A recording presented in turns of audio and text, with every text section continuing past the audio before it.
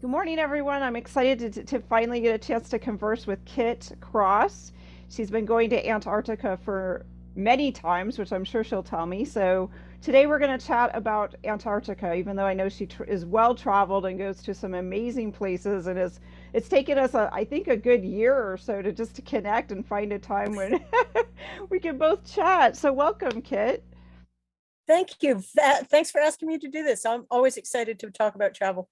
Yeah. So what inspired your very first trip to Antarctica?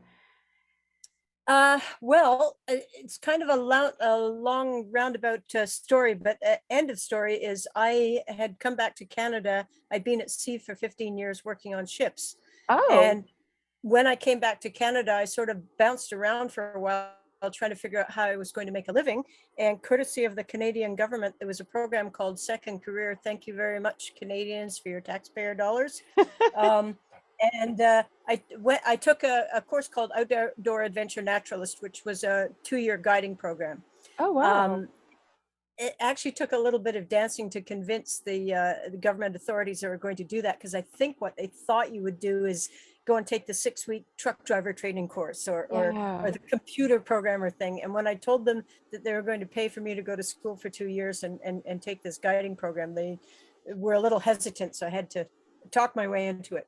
Anyway, once I did, coming out of it, my biggest concern was the fact that I was 3 times the age of anyone else who was in the program, and is that going to be an issue?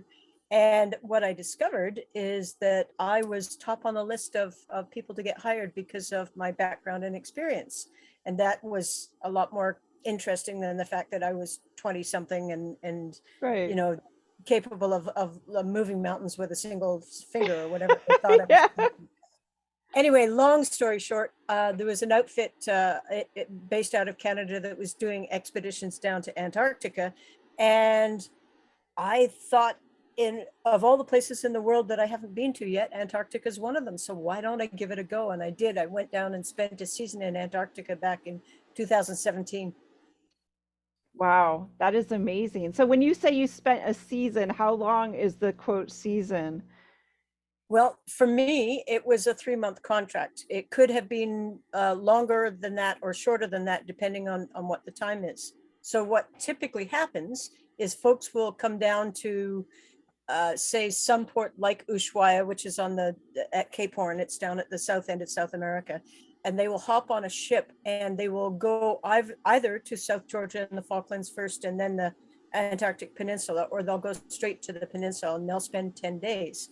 As guides, what we do is we're on the ship and we'll take you down and take you ashore and show you all those cool things there are to see and talk about them and all that stuff.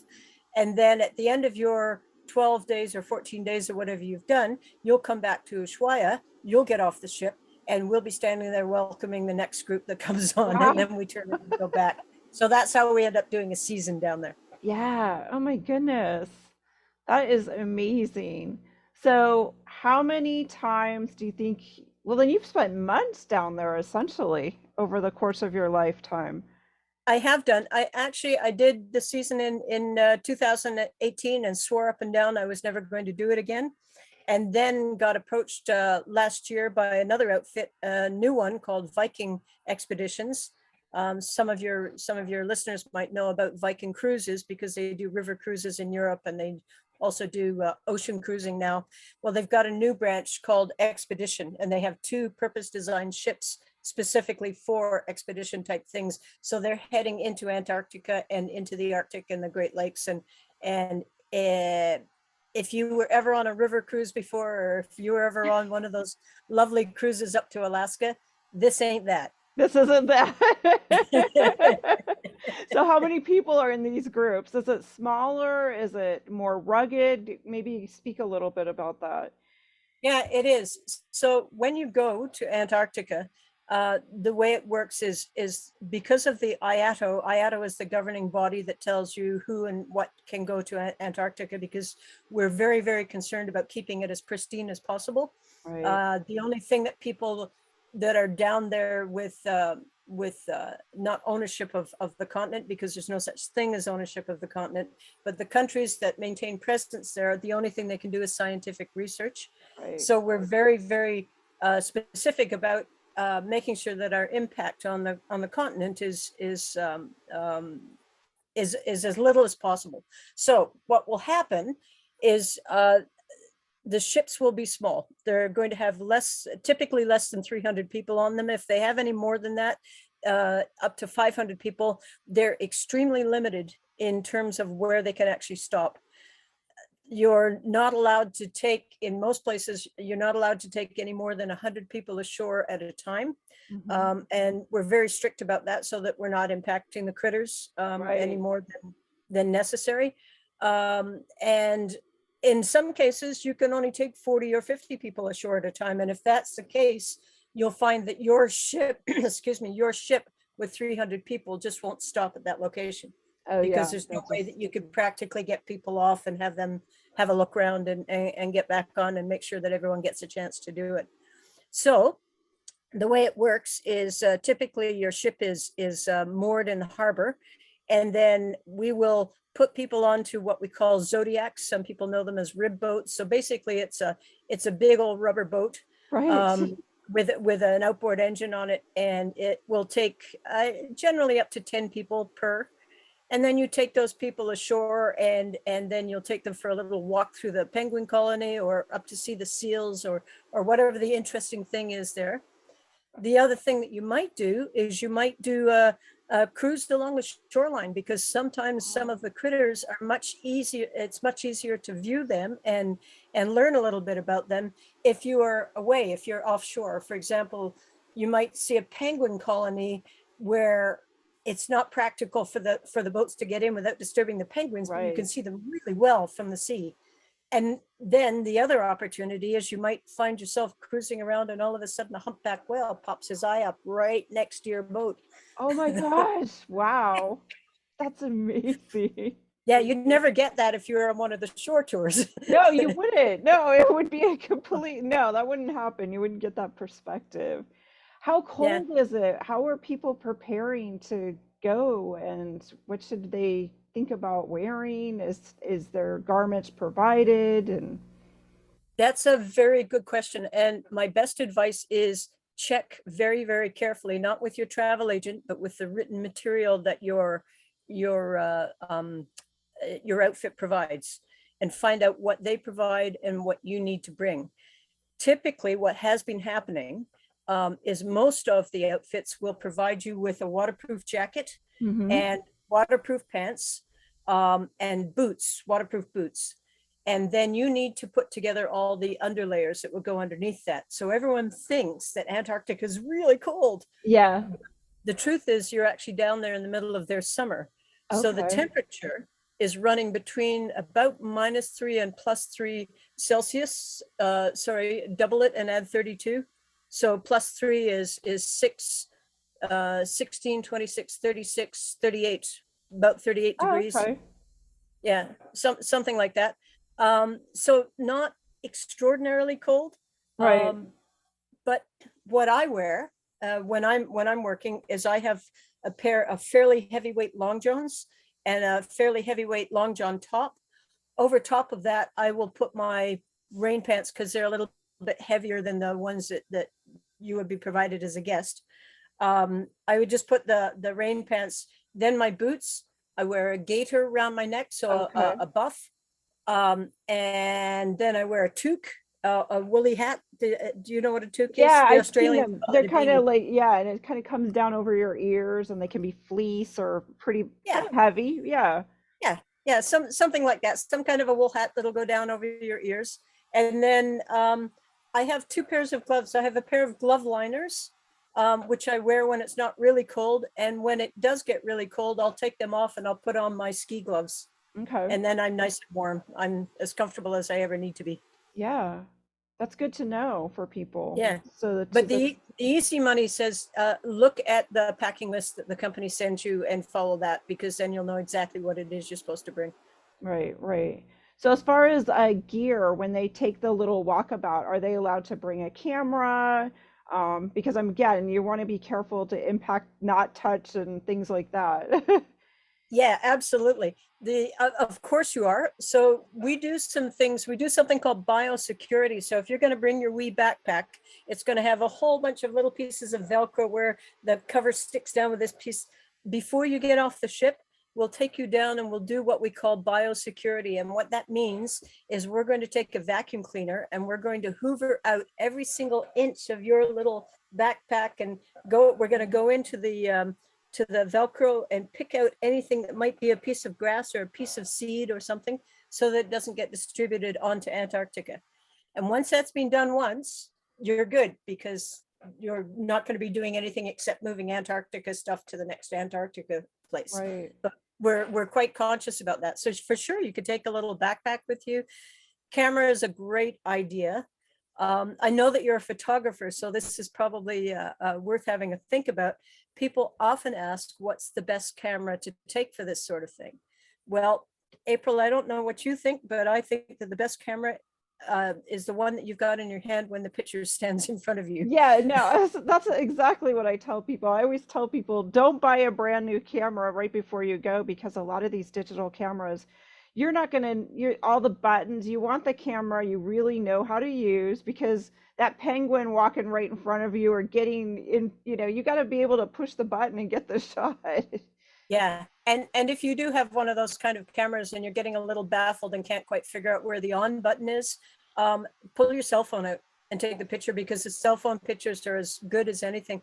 One other thing that I tell people, and I imagine you do this as well, is consider taking the camera away from your eye and putting it back in your pocket and appreciating the moment that you're standing in front of something extraordinary, Yes. because that's what you paid for. That's worth the price of admission. Oh, You yes. can send photos home and get yourself in a contest and all that kind of cool stuff because you'll have tons and tons, but give yourself a moment to just experience. You just went to the other end of the world. You went to where Yeah, Shackleton was. You're right. standing on the same place that Ernest Shackleton stood and said, holy crap, what am I doing down here? Yeah, no kidding. And the Yeah, percentage of people that actually are gonna get to Antarctica again because you're trying to keep it pristine, you're trying to protect what's there. When you're only talking maybe 40 or 50 or a max per day of going ashore, I mean, do the math. I mean, many, many people will not get to experience this. yeah, that's absolutely right. One of the interesting things that we noticed in the industry is that the change has been in the last couple of years. It seems like the industry has moved towards expedition type stuff. And the number, I think there was something in the region of 400 ships plying their trade in Antarctica this year. There were regular cruise ships down there, big ones. Now they couldn't do anything except cruise and say, "Oh, look, that's Antarctica over there," because they couldn't get off Right, right. because they're too big and they're not allowed. But everybody that can find a reason to be there has discovered that there's a lot of folks that are really keen on it and are interested in going. So it's just taking off. There's tons and tons of opportunity. 5 years ago, it was very different. There were probably about half a dozen companies that might go. Now you might find your very favorite cruise line. For example, this year I was working for an outfit called Viking, and Hmm. I think I mentioned this in the beginning. Um, Viking has two purpose-built cruise ships. That's brand new because they saw Wow. that there was a need for it, and it'll be interesting to see where they decide to go afterwards, because once you've taken people to Antarctica, what's left? Mars? Yeah, They're not right. I gonna know. get a cruise ship up there. Yeah, I was just thinking that. Like Antarctica has kind of been the last frontier, the last There, destination. there are other destinations. There's the Gambia in Africa. Well, I probably wouldn't take it into Egypt because Egypt has got it covered quite well with their business that they can do on the Nile. Um, Up the Amazon, that might be an interesting sort of location, but people are starting to look for something where they're a little bit more involved in the land, and I think that's great. Right. So talk a little bit about what you'll see when you get to Antarctica. I know you mentioned the penguins and the whales. How much time do they generally let people disembark? Because again, trying to schedule all these groups with the Yeah. Well, landings. There's a couple of things. One thing to take into account when you're on an expedition, if you can imagine standing on the prow of the ship with a telescope in your hand and peering out there and saying, I wonder what that is out there, and what can I see, and what's going to be there when I get there. That must have been what the guys on the sailing ships felt like Yeah. when they went through there. That's kind of like you on an expedition ship. And just because the company told you you were going to go to Elephant Point, or you were going to go to Half Moon Island or something like that, doesn't mean that when you wake up in the morning that that's where you are. Okay. The reason why is because stuff happens. The wind changes direction. This season, we went below the Antarctic Circle twice by accident. Oh, by accident. Not exactly accident. We had to cross the Drake Strait. And if you've ever heard anything, if you remember from your grade 5 geography classes, Yeah. there's the reason why a lot of ships didn't make it through there. Yes. It's because it's really rough. Well, there were a couple of storms. There's an app called Windy, and we were watching it, and it was purple. If it's purple, it's not good. If it's green, it's okay. If it's purple, it's totally not okay. And because of the storms that were up in the north part of the channel, we couldn't go to where we were supposed to go. So what we did is we headed straight south and went on to Stonington Island, which was the very first place that we could get into, and had an experience for those guests that they wouldn't have had otherwise, because we had no choice. Right, right. Well, that's just it. Sometimes there's just happy accidents, but yeah, I was hearing there was some pretty bad storms happening there in the Straits, and I think a couple ships almost had some impactful waves or something that happened on an expedition. That's true. The company I work for, Viking, had a problem with the other ship, not mine, but the other one. I have no knowledge of that, so I won't talk about it. But they took a really nasty storm that busted a window and created some havoc on board. And I think that somebody was seriously injured. But that's very, very unusual. So the crossing of the Drake Strait, everyone goes, oh, no, I'm not sure if I want to do that. Truth of the matter is, it takes about a day and a half to get across the Drake. And I think in the history of me doing this, there's only been one time that I thought it was really, really bad. And that was the last time that when we came back, it was uncomfortable. Okay. But the rest of the time it's been, man, it's a hard call. For me, it was nothing. Yeah. Well, after living on the For those of ship, you who spend most of your life with your feet on the ground, perhaps it was a little bumpy some of the times, but it's not unmanageable and not a reason not to go, for sure. yeah. Do some people experience like motion sickness when they take the Zodiacs, or because I mean, you No, lived on a ship for 15 years, but I imagine other people, is it pretty smooth getting from the big ship to the. yeah, and that's all about safety. So one of the reasons I say that stuff changes and we do things differently all the time is because if we get to somewhere and whatever we were planning on doing today is not safe, we're not going to take you there. The only time that I've ever seen a situation where it was borderline was because we took people out to do something ashore, and while we were out there, the wind changed and Oh, it got a okay. little bit snotty. And so coming back and getting back onto the ship was entertaining Right. because we're all trained. We know how to get you back. So you're probably a lot more scared than you need to be. That's okay. I got you. I can bring you back home. Yeah. And this is why we put our trust in people like Kit, who've trained for, you know, manning the boat, keeping you guys safe, and just the safety things that you must continually train for. We have a thing called a stranding kit.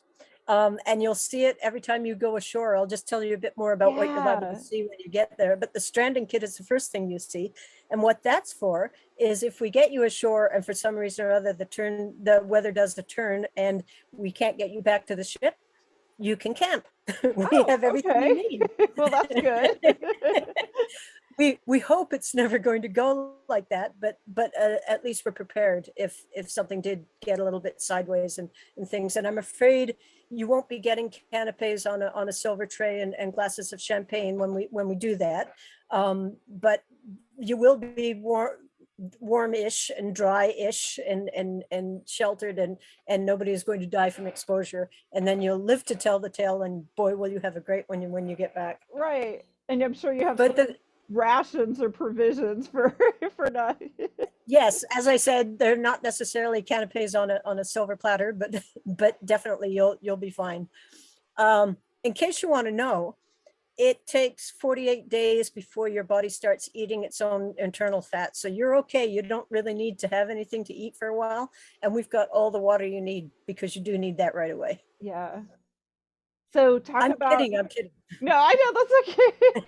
So talk a little bit more about the walkabout, like when you land, because like that is fascinating to me because I mean Yeah. it is an environment where I imagine, you know, again, you want to protect it, keep it pristine and kind of similar but probably completely different than Denali, how they're trying to keep everyone on, you know, kind of here and the wildlife there. So Yeah, so what will happen, there are protocol in terms of how close you're allowed to go, and typically it's about 5 meters or 15 feet.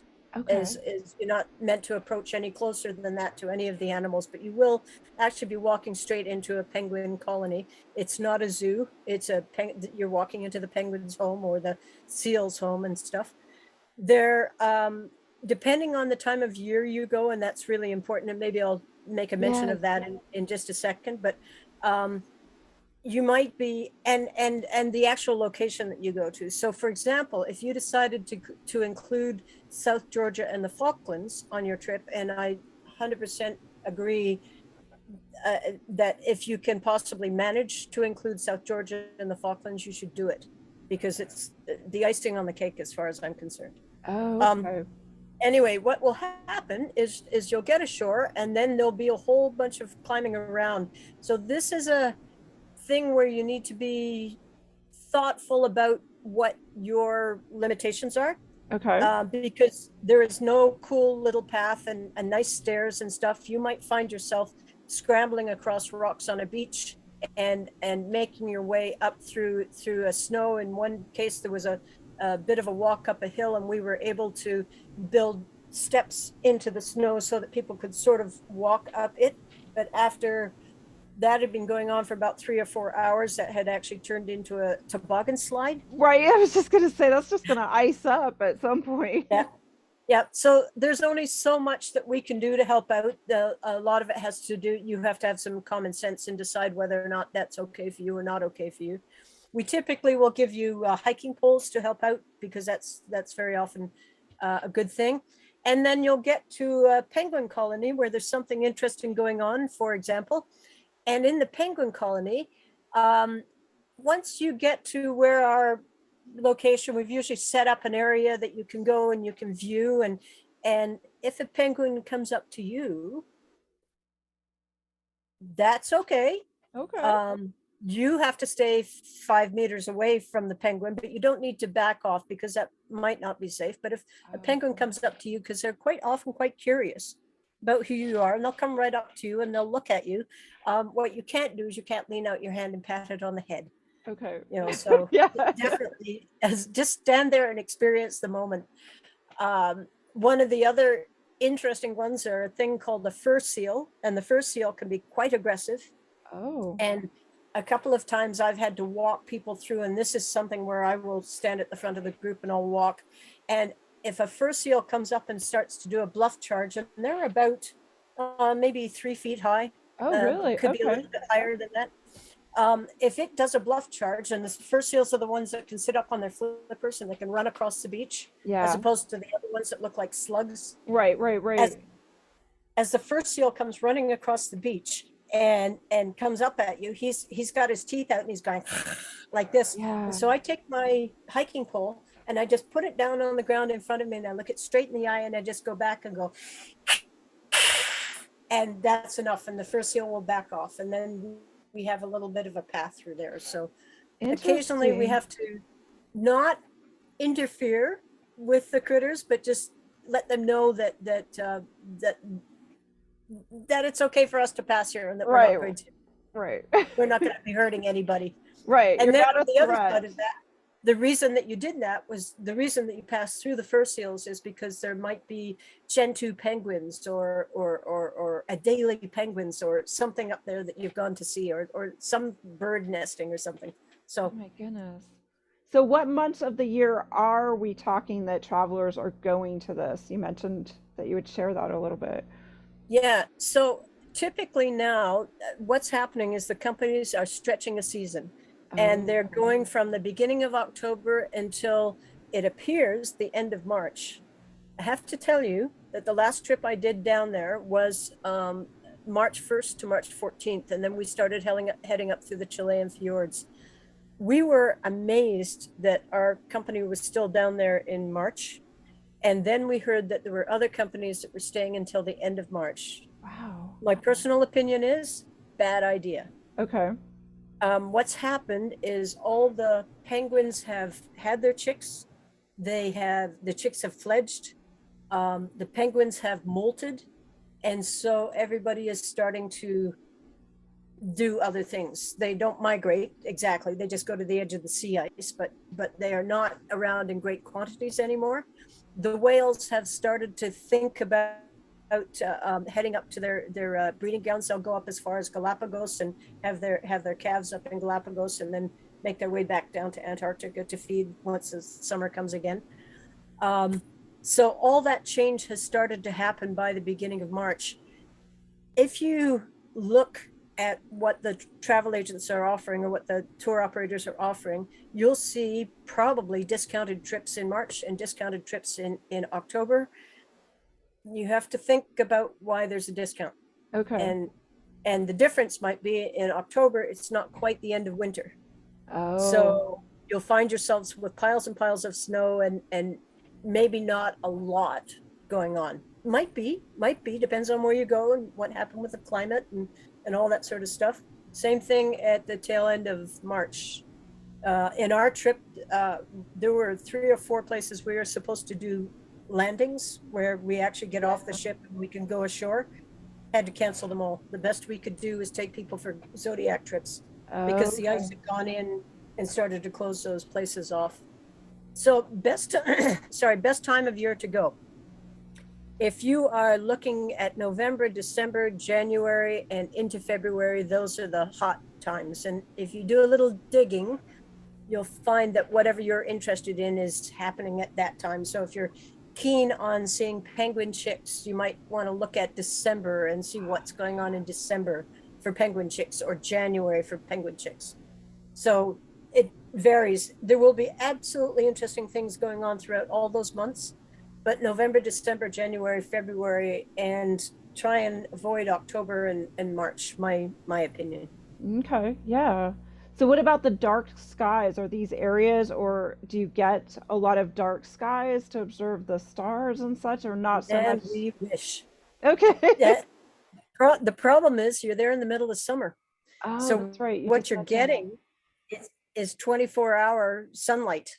Oh, wow. And so it's same as the Arctic is the land of the midnight sun and all that, right? Right, right. Yeah, you just, yeah, now it makes sense. Yeah. So at the beginning of that and the tail end of that, you absolutely have an opportunity for dark skies. Antarctica tends to have a whole lot more weather and a whole lot more clouds than you would expect. So the viewing opportunities are somewhat limited, even at the if you look about October, November, and tail end of February and going into March, it's definitely dark enough to be able to see stuff. I have never yet had one of those absolutely fabulous skies where the clouds were clear. And one night we did camping. Oh, Where were we okay. camping? In I guess it was back in 2018, because that was the company that did camping on shore, which is another thing you can do. Oh, wow, camping on shore. Bet Are they still doing that, or have they kind of, or is that limited just because of the it's scientific aspect? it's limited. There are places that you can do it, and if your ship happens to be near one of those small places where you're allowed to do that, you might find that camping is one of the activities that they offer. So talk about the camping a little. That sounds amazing in a way. I mean, talk about going back to being an explorer. I mean, that's what the explorers must have done. They probably didn't go back to their ship every night, so Well, they actually probably stayed on their ship, but they there were definitely a lot of parties ashore, and I mean, if you read the stories of Shackleton and all those guys, that's what they did. Shackleton's guys camped for 4 months. So oh wow. anyway, they so what you would do if you're camping, if you go camping with a company that does that, is you would be given a either a bivy sack, which is it's like a it's like a tent, but it's only big enough for you to lie down in. It's not any bigger than that. Or you might be given a tent, depending on how the company does it. And all that stuff will be taken ashore, and you'll be expected to help set up your portion of it. The food and stuff will happen before you go there, so you won't be taken out to do that until after supper. Okay. We will, because that again, it's problematic with taking things ashore. How do you use the toilet there is a Yeah, good question. right. So what we do is we build, if you can imagine half an igloo, we build half an igloo for you, and complete with an ice seat and a bucket A bucket, underneath. right. Well, there you go. At least you have a Yeah. bucket. Yes, of course, because we can't leave any waste on board. So once you guys are all packed up and back on the ship the next morning, one of us will have the pleasure of going and breaking that down and taking the bucket on shore back to the ship and disposing of it. Wow. Okay. So generally, we ask you to use as much toilet as you can before you come off the ship, if you can. Yeah, that makes sense. So, what do you think are some of the misconceptions about traveling to Antarctica? Um, wow, that's a good question. I don't know that there are any serious misconceptions. My concern is that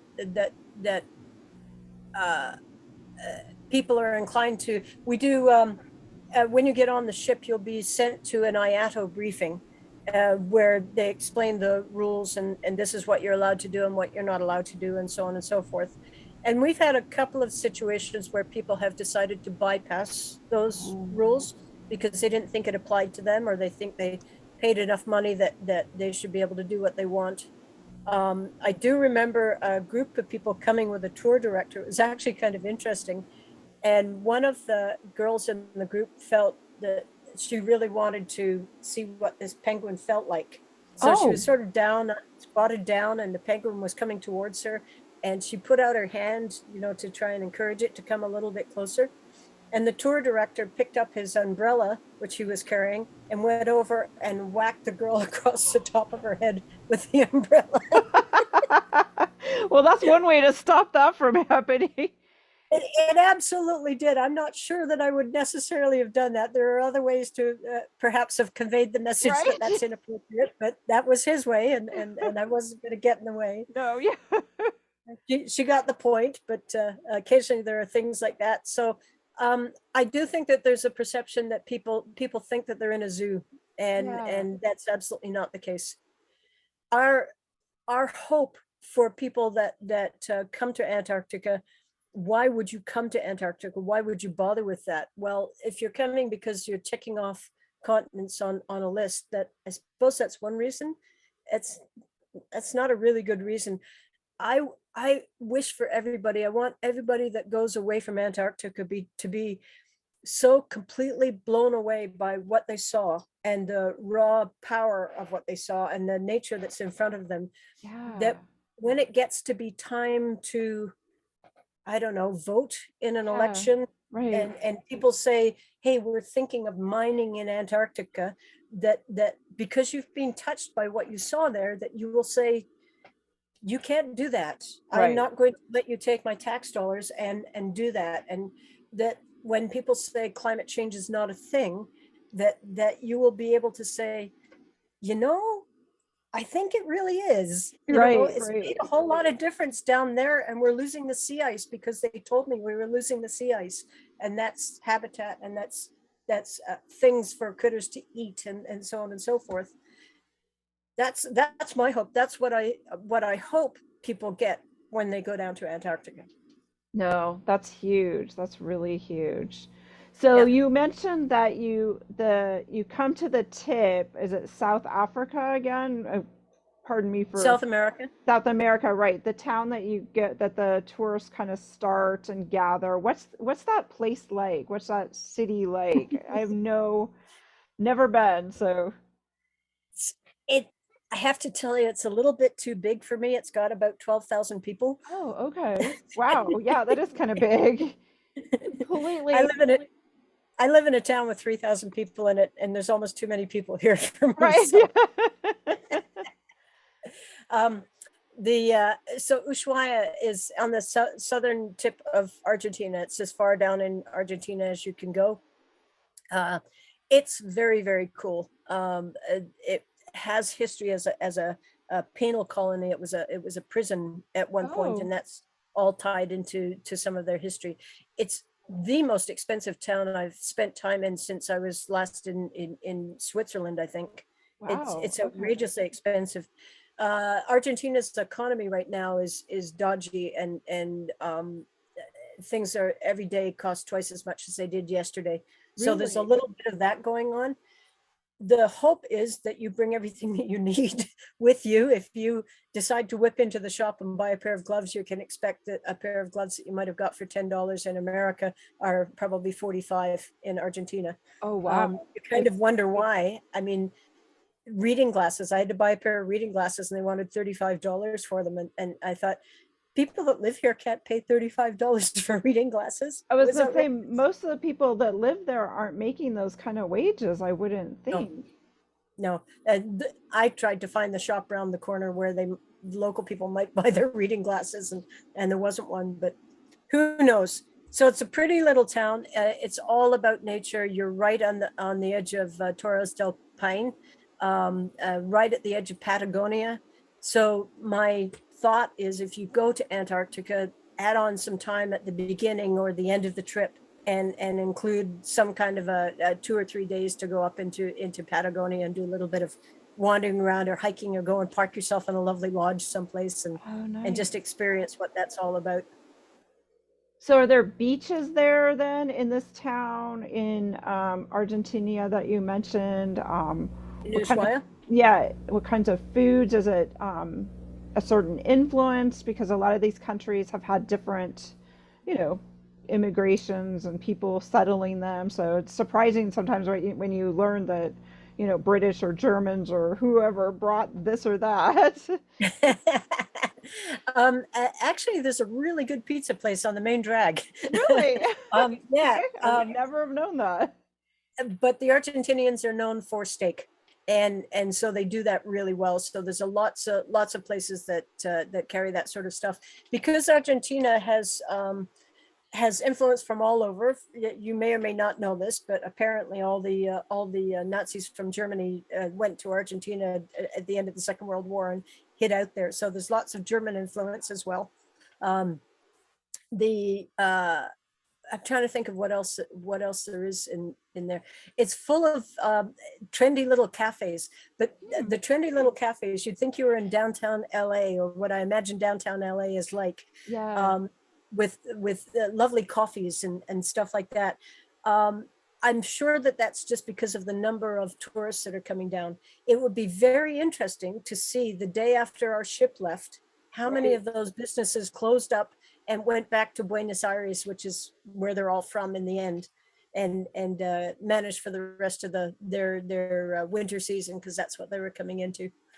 Yeah, I bet you may be right. Just like Alaska, certain towns like around Denali, it's pretty much like once the season's over, they're just shutting down shop and it's like one or two little Ex- diners that stay open. exactly right. Look out the back window of the bus when you're passing through Denali, and just watch how fast the shutters are going up Yeah, behind you as you leave. right, exactly, exactly. So how have you seen Antarctica change since you've been, going for years? Are you seeing like climate change? Are you seeing changes to the ice and the animals and things? Yes, lots of it, and lots of it recently. There's things like the ice shelves are a big deal. The sea ice, the Ross Ice Shelf, and the Larsen Ice Shelf. If you look at a map of Antarctica, you can see where those are. Well, what lives underneath the ice shelf is the krill, and a krill is a funny looking thing. It looks a bit like a shrimp, Yeah. So that's the easiest way to describe it. It is the main food source for everything from penguins to killer whales to humpbacks. Humpbacks eat 3,000 pounds of krill a day each. A So day. that's Wow. that, if you can imagine, with the numbers of humpback whales there are down there, and each one of them needs to eat 3,000 pounds of krill a day. When the ice shelf breaks off because the climate has changed and things are warming up, then that's, we're talking about, when you talk about the ice shelf breaking off, you're talking about acres and acres and acres and acres of ice Right. going away. That's a lot of food that just disappeared, and so that's bound to have an impact on the critters. Things like gentoo penguins, for example. Gentoo penguins are dependent on krill. They can't seem to adapt to eating anything else. Hmm. So consequently, as their food source goes away, the number of gentoo penguins drops. There are other penguins, adelies, for example, and chinstraps, who have been able to adapt a little bit, and they can eat small fish. So the adelies, their numbers are increasing because they stand a better chance of surviving. The gentoos, the population is dropping, and that's because of Mm. climate, directly related to climate change. Wow. So those are very, from a layman's point of view, because I am only a layman when it comes to that kind of knowledge.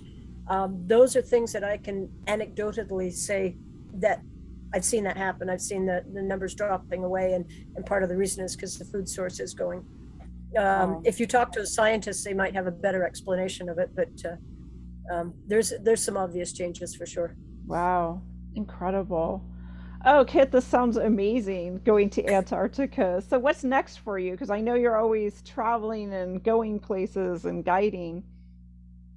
Well, I'm actually, because I've been working for this outfit Viking for the last season, I'm going to head up to the Great Lakes with them. So I'll be doing the same thing, guiding in the Great Lakes and taking people ashore and telling them about the wreck of the Edmund Fitzgerald and whatever else goes on up there. I'm going to try and do a whole lecture series on songwriters in the Great Lakes, and I think I Oh, can do Stan Rogers and Gordon Lightfoot, and I can do a whole lecture with just yes. music. Yeah, I think you can. There's a lot of musicians that have been inspired by that area. I think you'll really Yeah, and enjoy it. being inspired to write songs about shipwrecks, which is Right. perfect. Right. Exactly. Yes, here's another disaster by one of my favorite singer-songwriters. I know. Um, that's on the books, and I just finished. I don't know if I told you about this trip that I did last November. I was in the Amazon, and I went to visit a tribe of people called the Matis people, and these are not no contact; they're limited contact. Okay. On their terms. They're in Brazil, right where Colombia and Brazil and Peru come together. They're actually in Brazil, and it was a, a 3 day trip up to where they were on the river on the Amazon, and they had to walk 5 days. They brought the whole village. They Oh, they walked five did. days to meet us up, and we set up two camps. So we set up our camp and their camp right next to us. They took us into the jungle and taught us how to hunt for monkeys with blowguns. And I Really? taught them how to play marbles. And I think I Okay. got the better end of the deal. Yeah, I don't know. Right? That Anyway, sounds amazing. it was one of those once in a lifetime National Geographic kind of experiences that I wouldn't have expected in 2022 that we had any of those left. So I was very fortunate to do that. And at the end of the trip, they asked me if I wanted to come back. And I am really excited about that. So I'm looking to put together a small group and of intrepid travelers, because that will be an intrepid trip. Um, I'm looking to put together a small group that might go back and head up the Amazon and see Yeah. what there is I to mean, find. that's amazing. I saw some of your photographs, so that's why I did see something a little bit about that. I was like, oh my gosh. I mean, Yeah. interacting with people that have may not have had much contact. It was extraordinary carrying on a conversation in three different languages, because I speak Spanish, enough Spanish to manage. But because they're in Brazil, the only common language might possibly have been Portuguese. And there were only 2 or 3 people in the village that spoke any Portuguese at all. And the rest of it was their native dialect. So conversations were kind of interesting because I kept you'd start here and then you'd have to speak to somebody in Spanish who actually didn't speak Spanish, they spoke Portuguese, and they'd have to try and figure out what you said and Right. then translate it into the local language, and then the headman would answer whatever the question was and translate it back again, and it was so much fun. We had the time of my life. Wow.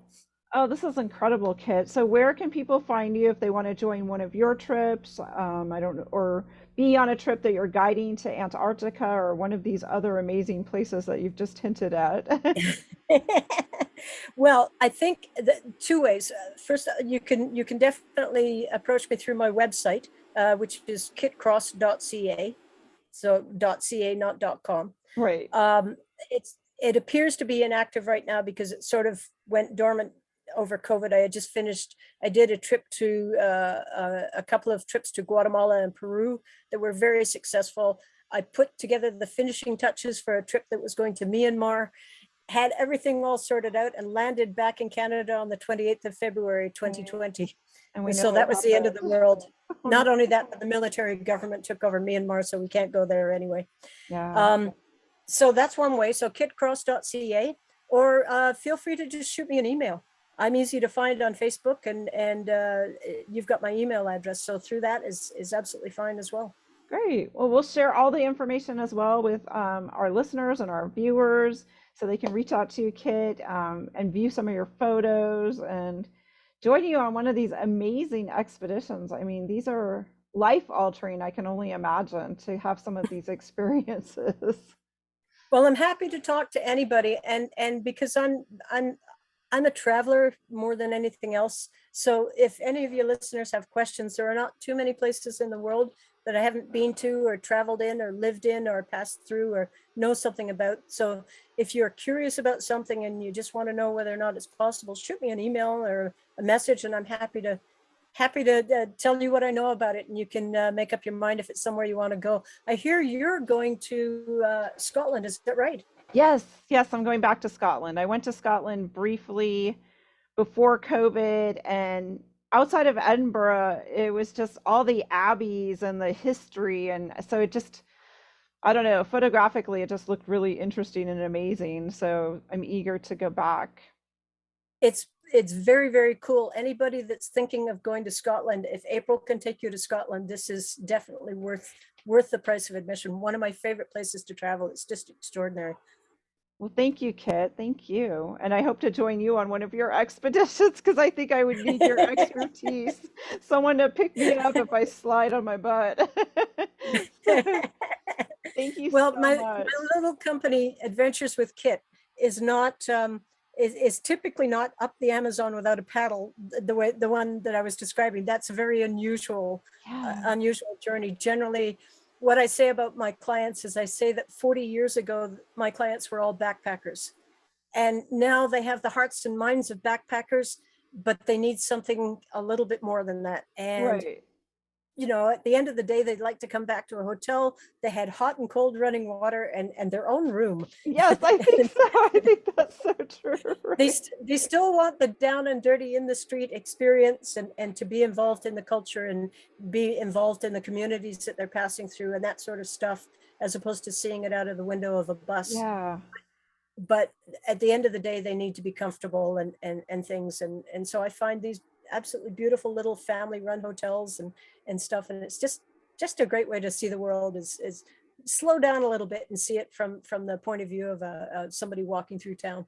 Yeah, I agree. And sitting with locals and eating what they're eating and having a conversation, and it's Yeah. just so much more that you gain. And you're so right at though. At the end of the day, to have some hot and cold water and a place to lay your head, it is kind of It important, needs, unfortunately. it needs to be, well, it's not unfortunate. There's nothing wrong with that. And there's nothing wrong with putting a little money into the local economy to do exactly that. Yeah, Yeah. that's true. So check out Yeah. Kit's website. It's kitcross.ca, and I'm sure she's going to be adding some more things to it. And thank you all so much. And stay in touch. If you've got a story, reach out to me. My name is April. You can find me on the Facebook or april@aprilart.com, and I can always connect you with any of these individuals that I've met up with, including Kit. So thank you so much, Kit. Thanks, April. It was absolutely a pleasure. Bye-bye.